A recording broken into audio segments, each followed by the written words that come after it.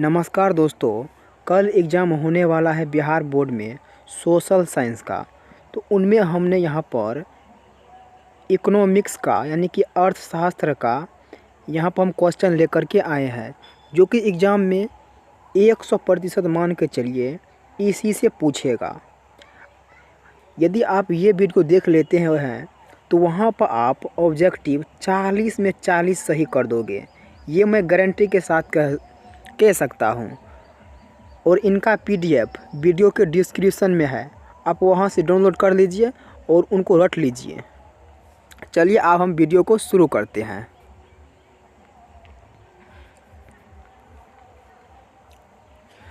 Question number 1 है, निम्न को प्राथमिक क्षेत्र कहा जाता है। कृषि क्षेत्र। इनमें कौन से देश में मिश्रित अर्थव्यवस्था है? भारत में योजना आयोग का गठन कब किया गया था? 15 मार्च 1950 में। जिस देश का राष्ट्रीय आय अधिक होता है वह देश कहलाता है विकसित।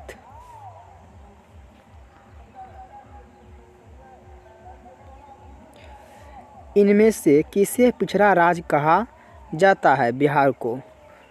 दोस्तों आप बोलिएगा इनको नहीं आता है क्वेश्चन, इसीलिए पहले से टिक करके आया है। तो मैं आपको बता दूं दोस्तों, ये जो यहाँ पर टिक हुआ है ना, ये जो यहाँ पर टिक हुआ है यहाँ पर, ये पहले से बुक में टिक हुआ था।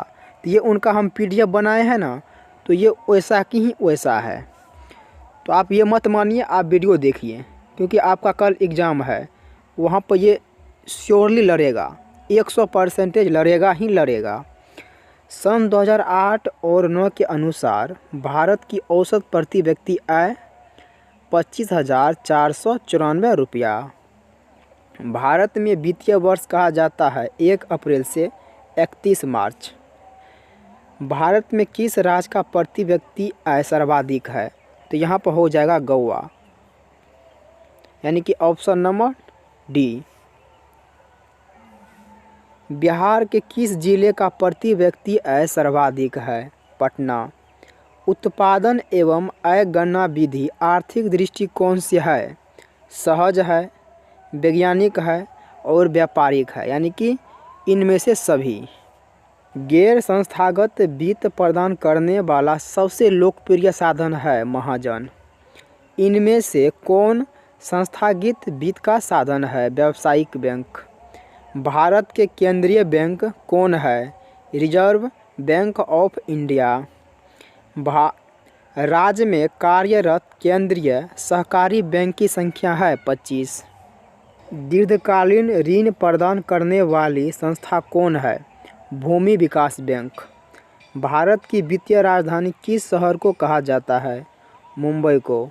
सहकारिता प्रांतीय सरकारों का हस्तांतरित विषय कब बना? 1919 में। देश में अभी कार्यरत क्षेत्रीय ग्रामीण बैंकों की संख्या है 196। व्यावसायिक बैंक का राष्ट्रीयकरण कब हुआ? 1969 में। आर्थिक विकास का तीसरा क्षेत्र कहा जाता है सेवा क्षेत्र को। मानव पूंजी के प्रमुख घटक कितने हैं? 5।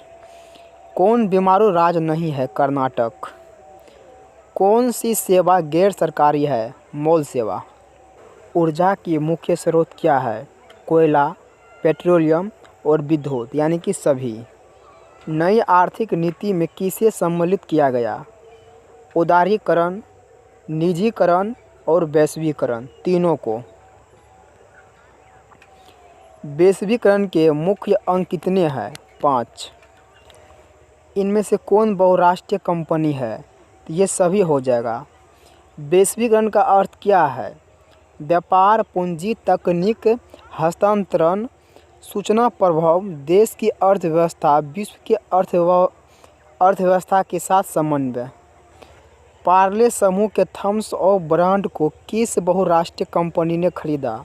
Coca Cola. भारत उपभोक्ता संरक्षण अधिनियम की घोषणा कब हुई? 1986 में।